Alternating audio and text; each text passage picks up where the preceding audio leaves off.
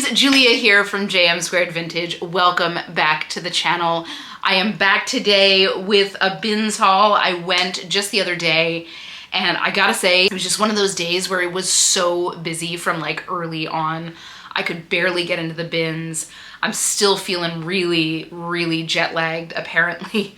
Apparently jet lag is much worse as you get older. So fun fact, if you're young, you have that to look forward to.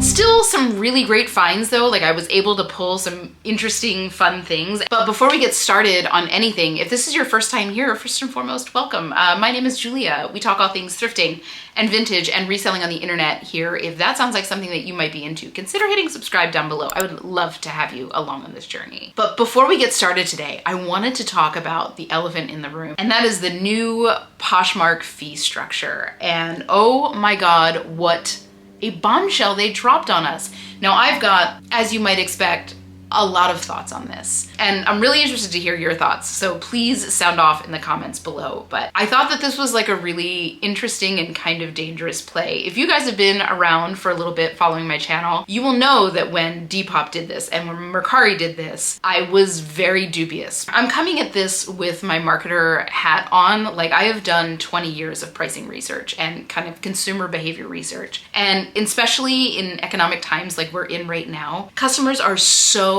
reactive to slight increases in prices. You know, think about Amazon Prime. Like we've all gotten conditioned to free shipping, right? So a $25 item with free shipping, cool, we're gonna buy that. But a $20 item with $5 shipping, maybe not. Maybe we're gonna hold off on that. It's the same price effectively, but like it's just a perception thing. So if we wanna like step back and look at this on like a macro level, you know, why is Poshmark doing this? I think at the end of the day, it's to get more money. I think that there are a couple other things that are going to be byproducts of this move, but at the end of the day, I think ultimately their goal was to get more money off of each sale. They've been making this push towards shows, which I've got thoughts on to start with. I know a lot of people love shows. I don't love shows. I think that they are trying to steal the business model of Whatnot, and that is a questionable thing for a business to do to start off with. Like that's what Whatnot does. But with that kind of selling came these like extreme low cost sellers. A lot of people selling things at $3, $4, $5. You know, there's always questions of how are people making money? That's none of our business, right? Like if people are making money off of their $3 shows, like good for you. Like,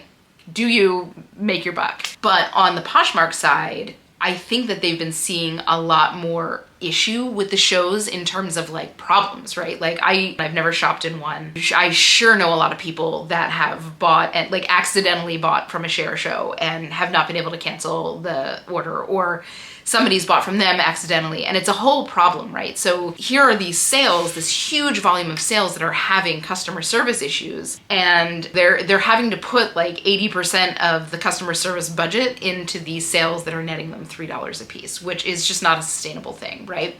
So I think that one of the things that they're trying to do with this is to not necessarily weed out low price sellers, because low price sellers are going to be making more per sale, and I'll actually crunch some numbers, so we'll look at that in a little bit. But I think what that's gonna do is weed out some low cost buyers, because it's an additional fee on top of an already pretty high shipping cost. I don't know, I think that that's gonna be a byproduct, but at the end of the day, I think that the execution of this was really poor. Like we got an email, and I'm saying this with like air quotes because I did not get an email. I checked all of my email addresses. I did not get an email notifying me of this. They basically announced it to everybody on the platform 24 hours, less than 24 hours before it went into effect. Like that is, if you are expecting people to make changes in their pricing, you know, there are people out there that have 5,000 item closets. There are people out there that have bigger than 5,000 item closets. Like making a price change to like adjust around a fee change is no small ordeal for a lot of people. So I feel like that was a really poor execution. I think that they also packaged it really poorly. Okay, so you're gonna charge fees to both buyer and seller, whatever. You know, they're selling it as where you're gonna have this 24-hour customer service, which in theory they had before.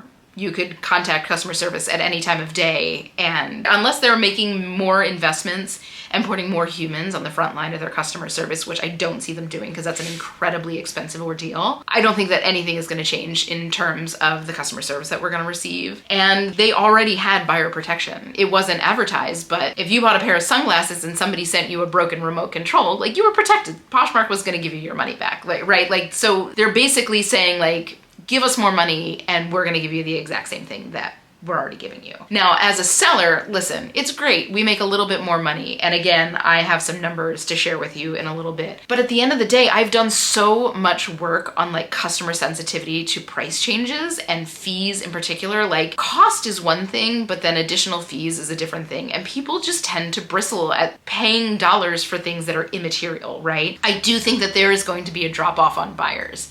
I think that there's a lot of people that are like overreacting to it. Of course, you know, any kind of change is scary, and I think that you're gonna hear a lot of chatter of, oh, I'm closing my closet and this, that, and the other, and this is the end of it. And like, let's see how it goes. I think people that are in like my price point in general will be like the least affected. I think the people that are going to be the most affected are the really high-end sellers, those people out there selling like Chanel bags and whatnot, and then the really low-end sellers. And I think that they're trying to kind of cull those in a little bit. I think that there are some, you know, side benefits to what they're doing. But at the end of the day, it's a play for Poshmark to get more money in their pocket. And listen, they're a business. They built the platform, it is their prerogative, and that's that. But as like a seller, and I've been saying this all along, like, Poshmark provides the platform and the audience for what we sell. It makes sense that we as sellers pay the fee. And of course, people are hemming and hawing over 20%, it's too much, and like, because you have something like an eBay that advertises that they charge 13%. And if you sell on eBay, you know that it's almost never 13%. It's also 13% on top of sales price, tax, and shipping. And guess what? That's what Poshmark is also doing. Now, eBay made that change to counteract kind of a loophole that people were using to get out of paying fees on like high dollar things. So for example, I can't remember how long ago this was, but say for example, you were selling an iPhone and the iPhone was gonna sell for like whatever, $300. Like, you could basically make the arrangement with a buyer where you would sell the phone for the sales price of $5, but then the shipping cost would have been like $200 or $300, whatever the number was. And because it was shipping cost, you wouldn't be being charged a fee of that shipping cost. You would only be being charged the fee for the actual sales price. So eBay started levying the fees on the total purchase price to counteract that kind of like loophole behavior. Poshmark doesn't have that because we use Poshmark labels. Like, the shipping cost is set. And tax, I have real beef with the fact that they are charging a fee on top of tax, because we don't even touch that. That has nothing to do with us. So I think it was kind of an underhanded way to do it. Like, I feel like most buyers would have like kicked and screamed if they raised fees on us a little bit to like make up this difference. But at the end of the day, personally, like, yes. Does it put more money in my pocket on most sales? Yes, and that's great. But at the end of the day, it's gonna be a problem with buyers. If Poshmark doesn't have buyers, they don't have a platform. They make no money. Sure, we do all the work in terms of inventory, but they bring the money. So we have a happy equilibrium with us paying the fees, as we should, because we are using their service and we are using their built-in audience to sell our goods. Same with Etsy, right? Same deal. Anyway, let's take a look at some numbers. I crunched some quick numbers, as I do, because I'm a numbers nerd. I just wanted to take a look at some of the differences in terms of what buyers are gonna be paying, what we're gonna be getting in the old structure versus the new structure, and ultimately what Poshmark is gonna be taking home. And let's just take a look at the cold hard numbers. And what I did was I calculated this on the breakpoints, right? Where buyers are gonna feel this the most is gonna be at those breakpoints. So as it stands, the new structure, if your item is from $1 to like $14.99, buyer and seller are both gonna pay $1 plus 5.99% of the total cost. So that's cost of the item, shipping, and tax. Once you hit $15, it's going to be $2 plus 5.99% of the total cost, shipping, item, and tax. And then once you hit $50, and it's going to be $3 plus 5.99% of the item cost, the shipping, and the tax. So where we're gonna feel these new fees the most is at those breakpoints, the lowest point of the new bracket. So $15 and $50. And I also did $3 because that was kind of like the baseline of what anybody would ever sell for. So I ran the numbers on $3. So in the olden days of 3 days ago. Now I'm gonna assume on all of this that there's no sales tax, just because there's a million different sales taxes. There's municipal taxes, there's state sales tax. There's all different things levied. So I'm just gonna go into this. Let's just pretend that we're all Delaware and we have no sales tax. Just know that the numbers in terms of what Poshmark will be taking is actually higher than the numbers that I'm quoting. So old days for a $3 item, the cost was $3. The buyer would pay $7.97 for shipping. And that would bring them to a total of $10.97. So the buyer would pay $10.97, the seller would make 5 cents, and Poshmark would be taking $2.95. In the new structure, it would be $3, then $7.97. When you include the fees of $1 plus 5.99% of the total price, again, not including sales tax, you're looking at $12.80. So from the old structure to the new structure, the buyer is going from $10.97 to $12.80. And the seller will make $1.34. Now that's a fair bit more attractive than a nickel, right? So that's where they're trying to sell it to us. In terms of the cut that Poshmark gets, previously it was $2.95 on the old structure, and on the new structure it's $3.31. That is a 12% increase. So, and that's volume, right? A 12% increase over thousands and thousands and thousands of $3 sales, like that adds up. So it gets worse as it gets higher. I hate to inform you. So on a $15 sale, so this is like the lowest cost on that second bracket, okay? We're looking at a total cost to the buyer on the old structure of $22.97. That's $15 plus $7.97. On the old fee structure for a $15 item, a seller would take home $12 and Poshmark would pocket $3. So on the new fee structure, the total that the buyer would be paying goes from $22.97 to $26.34. That's the $15 cost.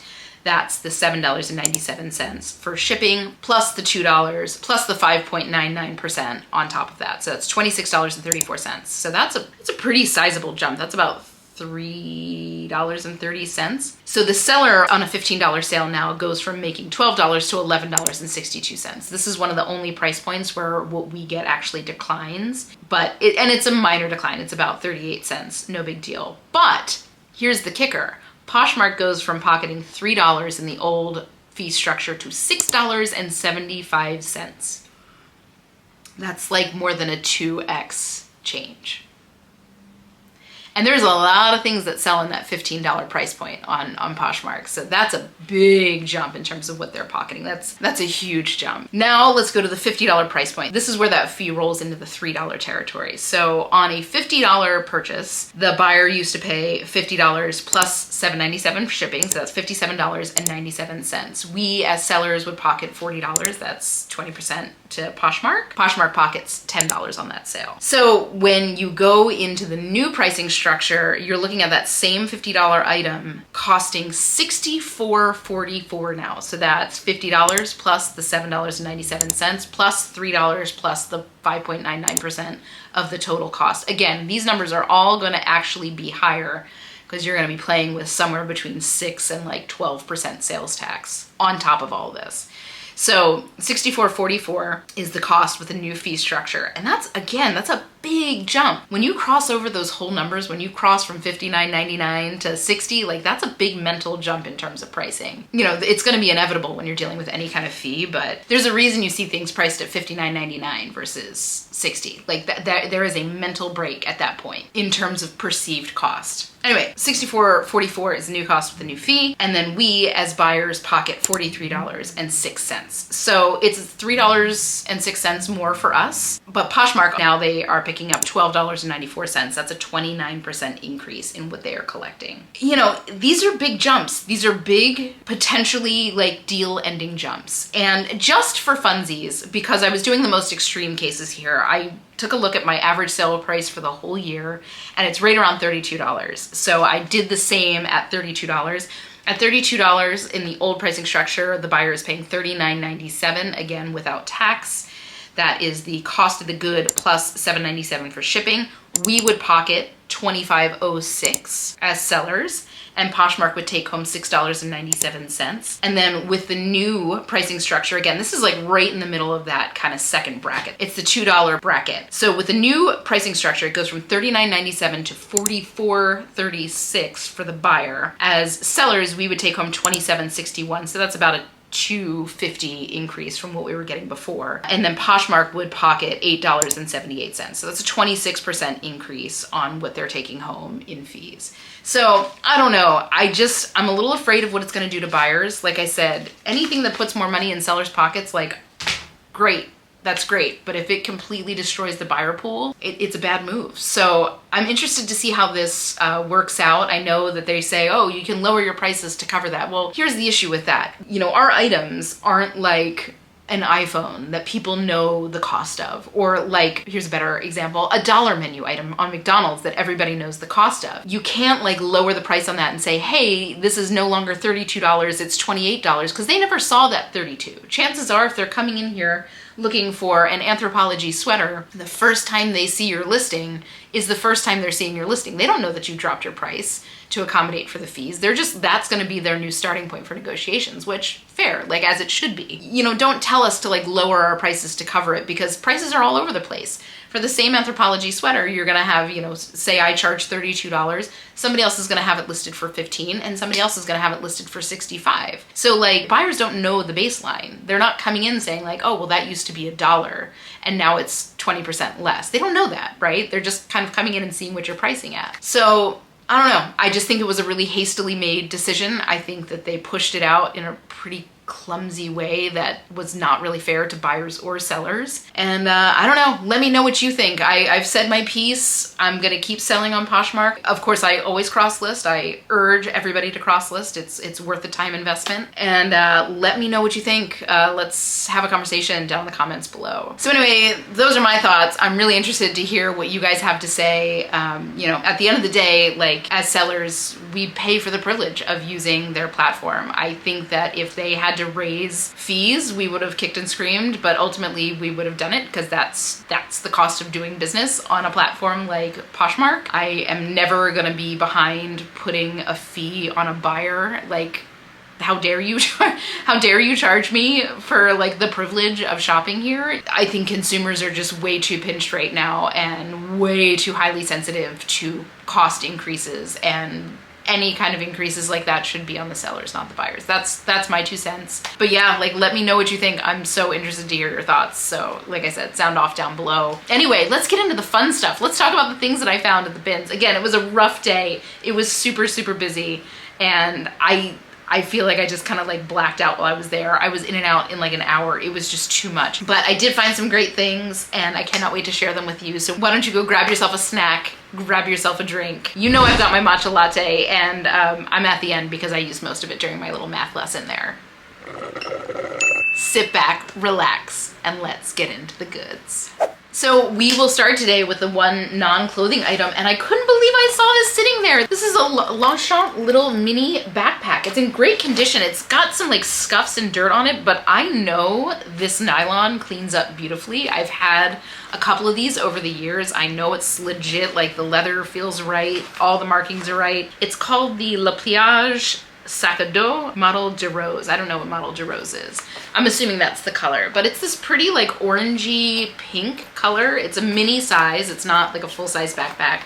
The leather flap, the zip, it's got the little Longchamp logo there. I mean, these are going for anywhere between $40 and $100. Obviously the $100 ones are brand new with tags. I want to say that this retailed about $140, but it's in great condition. Again, like a little wear to the core. Honestly, I might even keep this for myself. It's super cute. And I do think that this will clean up beautifully, but like in the bins, guys, in the bins. Next up, this is a dress from FP1, and I guarantee you have seen this dress. This is probably the most duped top of anything that Free People has ever made. It's, oh, I can't remember the name of it. I'll put it down on the screen below, but it is the short dress version of this. It's in great condition. It's Free People 1. I think this is an extra small. Yeah, it's an extra small, and it doesn't matter. This will sell. It's black. It's got that pretty lacy top, full skirt with a ruffle on the bottom. Again, in great shape. You should always double check anything that comes from FP1. They tend to be the most delicate garments. And especially something like this, you want to check really closely in all the lace, but the lace is in great shape. So I'll probably see, I want to say these retailed at like $88. So I'll probably see somewhere 25 to 30 on this. Despite the fact that this has been duped a million times, it's probably the most popular thing that they've ever made, they still sell. People still really love this top. Next up is this beautiful cashmere. I think this is called like a dress topper. It's like a shawl that goes over your shoulders, but it's kind of lopsided, right? So it's longer on this side than it is on this side. So it is something that is made to be worn like over kind of a formal dress. The maker on this is Claudia Nicole. It's in beautiful condition. It's this pretty camel. This I think retailed in that $150 range. It's not particularly super high-end cashmere, but something that I'll still probably see like $30 to $40 on without batting an eye, especially right now. Now is the time for stuff like this where people are going to be going to formal events and don't necessarily want to wear a jacket. They want to wear something like this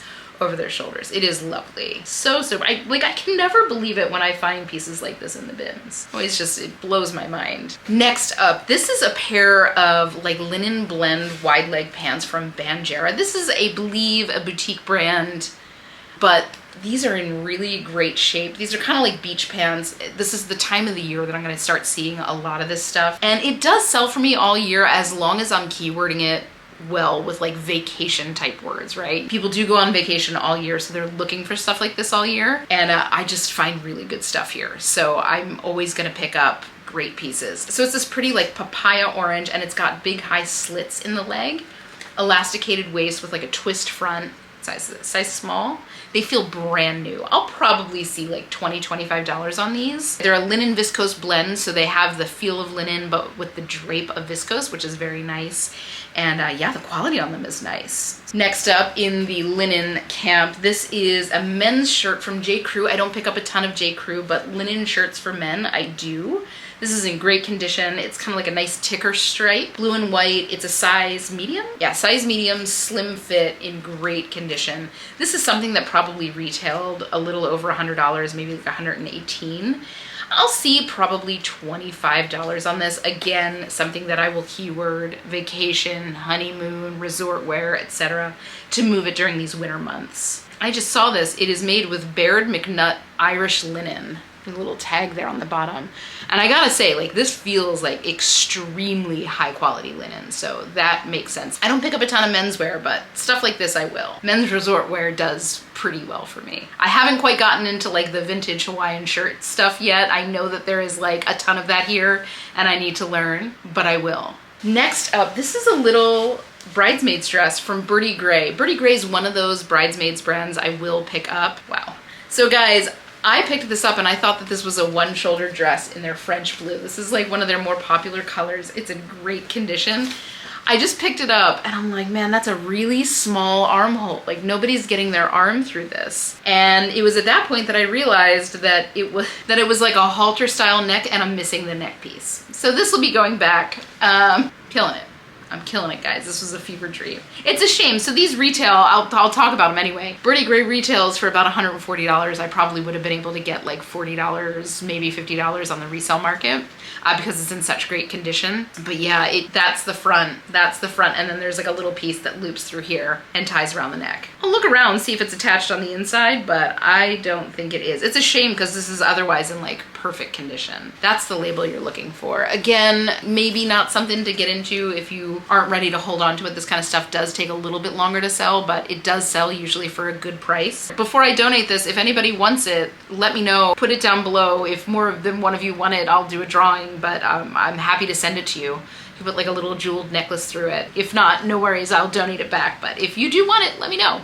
Or if you want the fabric, it's really pretty. May as well do something good with it. You win some, you lose some. This is what happens when you are kind of in a frenzy when you're at the bins. That happens. Oh, that's right. Next up is a little Travis Matthew golf shirt. Kind of a nice like slate gray with a little chest stripe there. This is a size small. These things retail close to $100. They're super expensive, but they'll resell probably somewhere between 20 and 30 depending on the style, color, size, etc.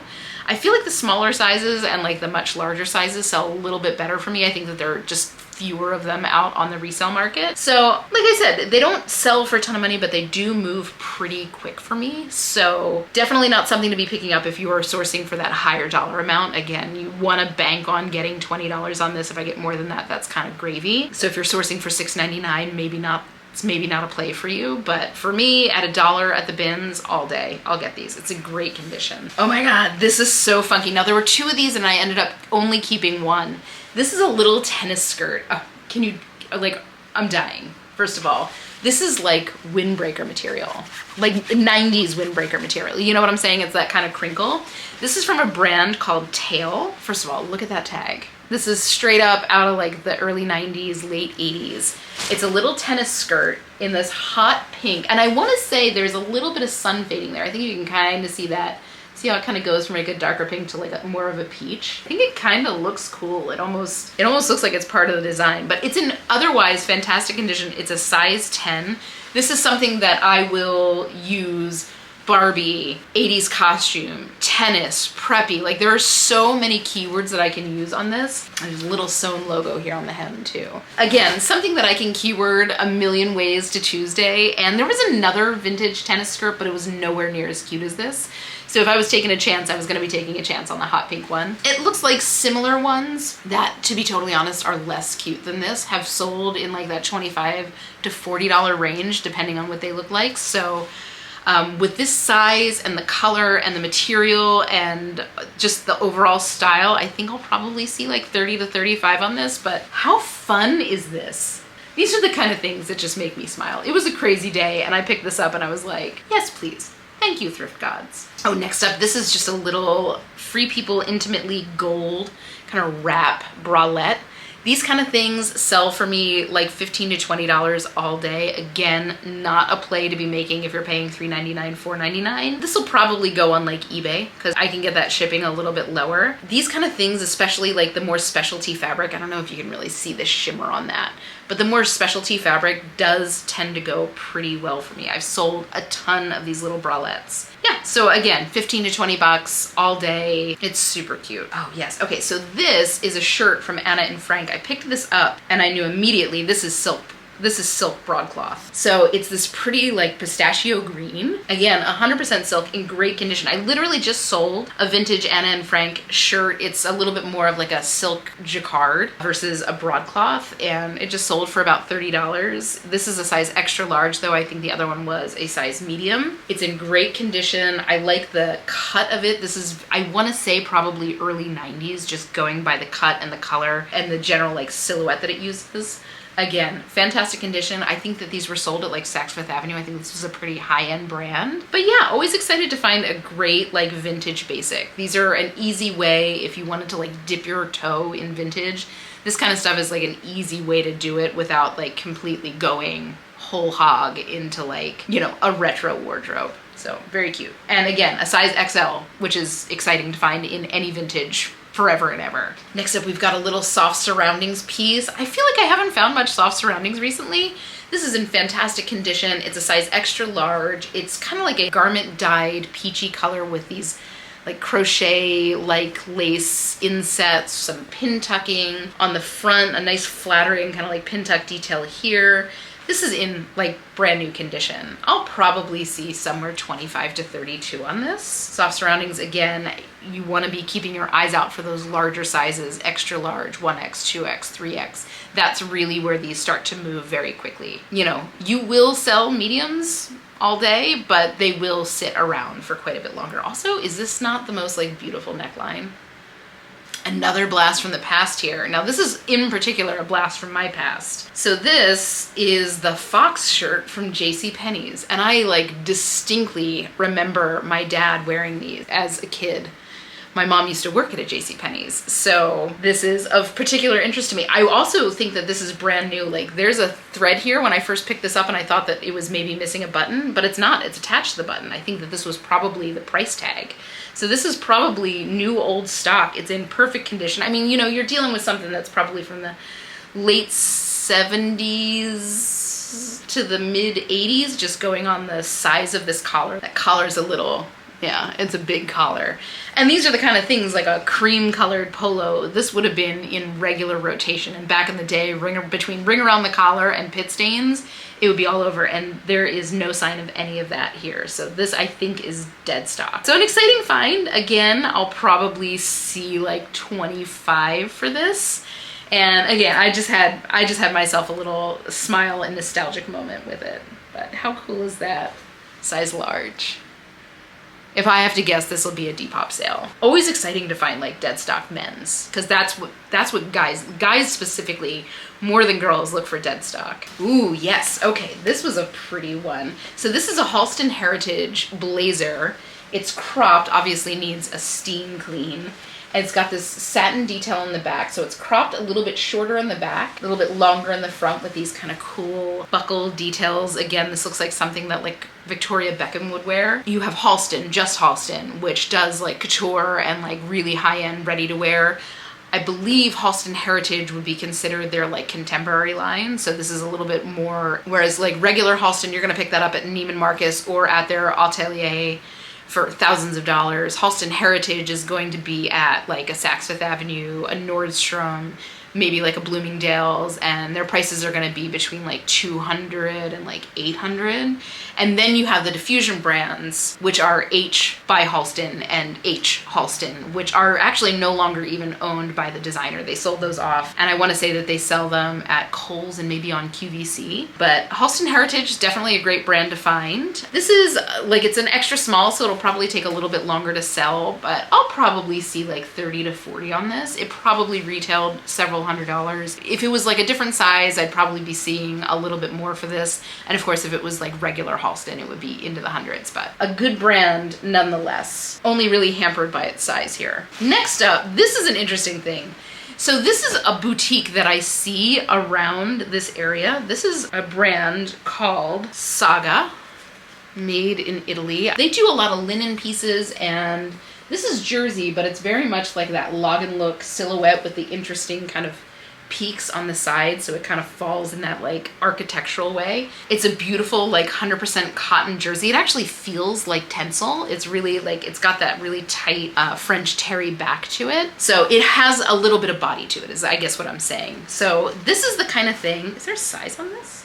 Looks like it's free size. It probably fits up to like a size large to extra large. I've sold a couple things from this brand. Oh, they're pockets too. Gotta love pockets. I'll probably get like 30 to 35 on this. I've sold a couple pieces of Saga before. They were all linen though, so I've never sold one of their jersey pieces, and they've sold in that $30 to $40 range. So I'm interested to see how this does. Definitely something I'm gonna have to photograph like on a mannequin to get the actual silhouette better. But an interesting piece. Let me know if you guys have seen Saga pieces where you are. I don't know if it's just like only sold locally or what, but I've only ever seen the boutiques around here, so let me know. Let me know what you see down below. You know I love a striped button-down moment. This is like an oversized, like navy and red, very kind of preppy, very nautical, but a little bit more towards the fall. This feels very Parisian to me. I don't know why. It's a size large. It's in fantastic condition. Maeve is super expensive. Of the Anthropology brands out there, Maeve is probably the most well-known in terms of being an Anthropology brand. So in general, their pieces sell a little bit quicker for me than other pieces from Anthro. Again, in fantastic shape and size large. Like, I feel like I rarely find anything from Anthro or Free People above a size small. So something like this, I'll probably see like 28 to 35 on. Probably retailed like $135. Maeve is so expensive. And I like the back. Like, I see how that little pleat is in the back. It's like an oversized pleat here, so it'll sit kind of blousy on the body. Next up, oh, this right. This is from Natural Life, which is one of those brands that I do pretty well with. This is, first of all, size XL, and you're not gonna be able to see this very well. This is a slub cotton, I mean like butter soft slub, like jumpsuit, but it's really loose and like casual fitting. This is not going to show well on camera because I don't think you're seeing any detail, but it's got basically like a shawl collar neck. And this is like day home on the couch dream right here. Natural Life is pretty expensive. This probably retailed well over $100. I'll probably see like 35 to 45 on this. It's also in excellent condition and a size extra large, which does do well for me in this brand in particular. Let me know, do you do well with Natural Life? I feel like I've heard some mixed reviews from you guys in terms of like, you do well with it, I don't do well with it, it gets a lot of looks, whatever. Let me know how you do with Natural Life. Next up, another interesting log and look piece. There's no brand on this, but that doesn't necessarily matter. It's like a natural, this is kind of like a cotton linen blend, again with that interesting silhouette with the popped out hips here. It's got the oversized pockets, which to me just kind of scream log and look. I like the collar. It's got these pretty like wood burn detail buttons, and those are functional. These are elastic little loops. This is in fantastic condition. It's got a little like roll up sleeve. Again, no brand, but there's so much with anything log and look. As long as the fabric is good, the silhouette is right, I don't think it necessarily matters. I'm just gonna have to pay a little extra attention when I photograph it. It is about knee length. Very cute. Because there's no brand on it, probably somewhere $25 to $30. Next up, I was obviously on a vintage kick. These kind of things I've been getting requests from like my friends for. So I might actually just give this to one of them. This is a very 90s little vest. I want to say this is about a size small. It's got that double layer rayon back to it. It's from Attitudes. Like, I remember having clothing from this company. Let me know if you also remember having clothing from Attitudes. Oh my God, but seriously, like that tag is giving me all the memories. Size small, obviously needs a bath and a steam, but look at that funky like 90s print. It's got that classic little cinch in the back here to cinch it in on your waist. If I were to sell this, again, I don't think I'm gonna sell this, probably somewhere 18 to 25. These kind of things fly off my shelf in Depop. This is the kind of stuff that is going well there. Getting there, guys. Ooh, yes. Okay, so this is the kind of stuff I love finding, and I feel like I have not found anything like this anytime recently. This is a crushed velvet, kind of like blazer top. It's not burnout velvet, but it is embroidered velvet. Look at this embroidery, isn't it beautiful? Like on the sleeves. These are the kind of things that sell just so quick. It's got like a ruffle trim here on the sleeves. Also on the bottom, it's a size 2X. The brand is Midnight Velvet. It looks like they do a lot of pieces like this, these kind of topper pieces. It is just the most beautiful, like rich blue, like, I mean, hello, isn't that gorgeous? Something like this will probably go in the vicinity of like $25 to $30, and I have no doubt that this will go quickly, especially right now. I can use, of course, this is boho, but I can also use like witchy, those kind of words, evening jacket. I could easily see somebody throwing this over like a little black dress for like an evening event. And it's just beautiful. And it's a size 2X, which I love to find, and in like basically brand new condition. So anytime you see like a crushed velvet with embroidery, burnout velvet, feel comfortable paying up for it because people just seek it out. Literally like of all the fabrics that I ever pick up, anything velvet goes fastest. Next up here, this is a pair of Free People Movement leggings. I mean, like you can just see these from a mile away and know that they're Free People Movement. Look at that patchwork on the bottom. So they're super stretchy, super cozy. There's the little logo, pine cone, juniper berry, whatever it is. These are a size small, but again, in very, very good condition. I'll probably see like 25 to 30 on these. These retail generally between like 80 and 95. So I think this will be an easy pair to find like the name of and find a good stock photo. So always excited to find something like this. I feel like I don't find the pants all that often, but when I do, they move quickly. They're very cozy. These are kind of like they're like fleece. They're not necessarily like a tech fabric. I wouldn't necessarily work out in these. These feel like they are something to be worn on like a lazy day on the couch. Next up, this is kind of a no tag situation, but because of what it is, I grabbed it. This is a vintage silk floral print slip dress. This is probably a nightgown. It is so delicate. The label is in Japanese, so I'm not quite sure. It's about a size medium, but it is this beautiful like butter yellow, delicate floral pattern. Can you see that? It's obviously horrifically wrinkled, but it is just lovely and in great shape. Again, this is not something that I'll sell as like a nightgown, guaranteed. This will be sold to be worn as like a party dress. These kind of delicate, feminine nightgowns, that's what people are doing. They're taking this, they're throwing a leather jacket on it, they're throwing some combat boots on and calling it a night. But I mean, you have me at floral silk, right? Like that's all I need to pick something up. I'll probably see, I don't know, I'll probably see like 20 to 30 on this. Interested to see how this looks once I have it, you know, polished up and cleaned up a little bit. I think it'll be beautiful. Oh, that silk is so lovely. Next up, this is a kids thing, and I forgot to comp this, but it's from a brand called Appaman. I just thought this was so adorable for little boys. This is a little like blue and red cardigan sweater. Turns out Appaman is a pretty expensive brand. I don't really know how it does on the resale market, but the quality is there, the details are there. It's super nice, size 4T, maybe like $15 to $20 on this. Their pieces retail in that like $70 price range, which is spendy for kids' clothes when you take into account that they literally fit your children for like 2 weeks before they grow out of them. So very cute though. I just thought that was so adorable. And it's in like perfect condition. So next up here, this was a shirt I found and it just felt really high quality. Like all the details on it felt really nice, like the way it was finished, the way the collar was finished. And I wasn't familiar with the logo, but everything about that kind of area looked high end. When I looked inside, it turns out this is from a brand called Outerknown, and Outerknown's whole thing is sustainable fashion. And they're very, very committed to it. It's like kind of what they lead with. And their stuff retails pretty high. This probably retailed around $140. On the resale market, we're seeing somewhere between like $25 and $35. This is, I think, an extra small. Yeah, extra small. The extreme sizes, the extra smalls, the 2XLs, the 3XLs in men's do tend to sell a little bit quicker for me. Again, just because there's less of them on the market. But this is in great condition, really beautiful cotton. I like this lightweight kind of stripe there.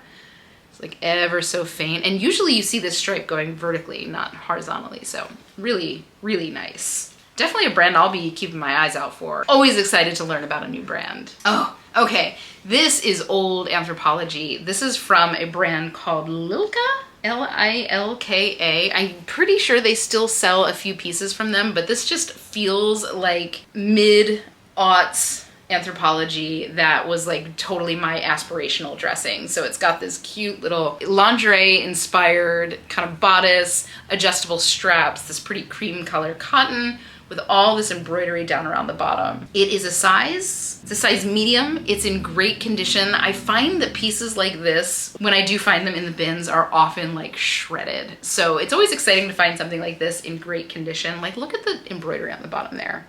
It's like special. This is so what Anthropology did in the 2000s. This just feels so much like the store at that time. So I'm not quite sure what I'll get for this. Maybe like 25 to 32 on this. Of course, I'll keyword it with like Y2K, early 2000s. But I can see a lot of girls with a really orange fake tan wearing this at the shore with crunchy hair and like flat iron bangs. Was that you? Because it was me. It was not a cute time. We are getting there, guys. Next up here, this is a cute little dress from Wilfred. Of course, Wilfred is one of the in-house brands for Aritzia. This is just a ribbed bodycon midi length dress. It's got a V-neck. It is a size extra small. Again, might take a little bit longer to sell, but these kind of things, these kind of elevated basics from Aritzia do sell well for me. V-neck, again, column silhouette, really nice ribbed fabric. Needs a little bit of like a depilling, but that's easy enough to do. It's probably retailed a little over $100. Aritzia is so expensive. I'll probably see, you know, like that 25 to 32 on this, just because of the size. Super cute. Always excited to see an Aritzia tag in the bin. I feel like I so rarely see it. All right, we've got what, 1, 2, 3, 4 pieces left. We are moving right along. Okay, so next up, talk about something I'm excited to see because I never see it. This is another Maeve piece. This is a top. It's like a peplum, like a trapeze top with a peplum bottom with this pretty embroidery all over. Do you see that? It looks like eyelet, but it's not.